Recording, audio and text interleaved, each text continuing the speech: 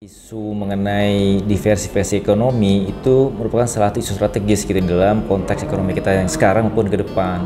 Kenapa? Pertama, kita pengen sebagai suatu negara itu tumbuh atau mempunyai pertumbuhan ekonomi yang tinggi gitu ya. Dan kedua, stabil.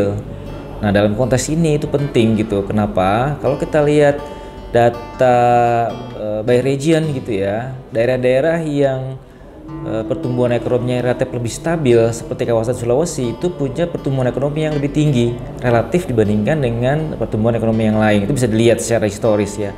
Yang kedua, secara region juga daerah-daerah yang punya tingkat diversifikasi yang relatif tinggi dibandingkan dengan daerah lain itu punya pertumbuhan yang stabil. Diversifikasi ini isu yang kita mesti address dalam jangka menengah panjang. Kenapa? Karena tadi ini bukan satu hal yang mudah untuk kita lakukan gitu. Ada beberapa tantangan yang mungkin harus kita address.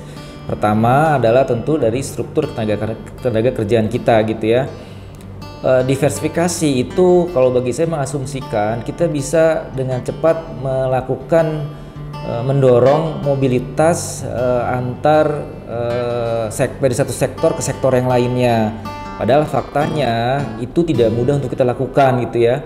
Rekan-rekan kita yang bekerja di sektor pertanian tentu butuh waktu, butuh biaya juga, butuh effort lah untuk meningkatkan skillnya dari yang selama ini bekerja di sektor pertanian untuk bisa memberikan kontribusi di sektor industri. Oleh karena itu kalau melihat tantangan tersebut, kita bisa melihat gitu ya, dalam konteks meningkatkan mobility antara sektor misalnya, pemerintah menyiapkan berbagai kebijakan yang memungkinkan sumber daya manusia kita atau pekerja kita itu bisa meningkatkan skillnya atau reskilling pun upscaling, sehingga pada saat ada perubahan yang mengharuskan mereka pindah dari satu jenis pekerjaan ke pekerjaan yang lainnya, ini bisa lebih mudah untuk dilakukan. Perlu sekali lagi bagian dari kita untuk mengalokasikan resource yang cukup untuk peningkatan sumber daya manusia, dan itu saya yakin juga terrefleksi di dalam undang-undang APBN, undang-undang Pemda atau undang APBD maksud kami, dengan mengalokasikan jumlah tertentu di dalam APBD-nya untuk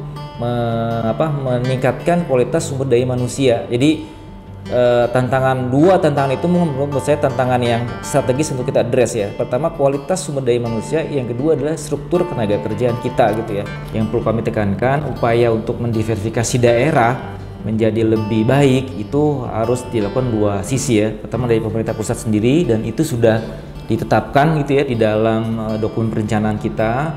Yang kedua yang juga penting juga adalah desain atau effort yang dilakukan oleh daerah. Jika dua ini disinergikan, saya yakin diversifikasi ekonomi wabil khusus di daerah-daerah yang memang masih mengandalkan satu dua sektor itu mungkin bisa akan lebih cepat bisa kita lakukan gitu. Harapannya tadi artikel 33 bisa tetap membantu, mendampingi, memberikan advice kepada daerah. Tiga daerah ini agar tadi rekomendasi-rekomendasi yang memang sudah diberikan itu bisa terimplementasikan dengan baik. Yang kedua, menurut kami upaya ini kalau bisa sih tidak hanya dilakukan untuk tiga daerah ini saja, tapi juga di daerah-daerah lain, karena saya yakin sekali lagi isu diversifikasi, isu transformasi ekonomi ini satu hal yang memang penting gitu ya untuk kita lakukan. Saya yakin ini akan sangat-sangat memberikan kontribusi terhadap tadi upaya kita untuk melakukan transformasi ekonomi kita secara lebih cepat maupun lebih baik. Kita bisa mencapai pertumbuhan ekonomi kita lebih tinggi, kemudian juga lebih stabil, sehingga target yang dicantumkan di dalam Indonesia Emas 2045 ini akan sangat mungkin bisa kita dorong untuk terus lakukan.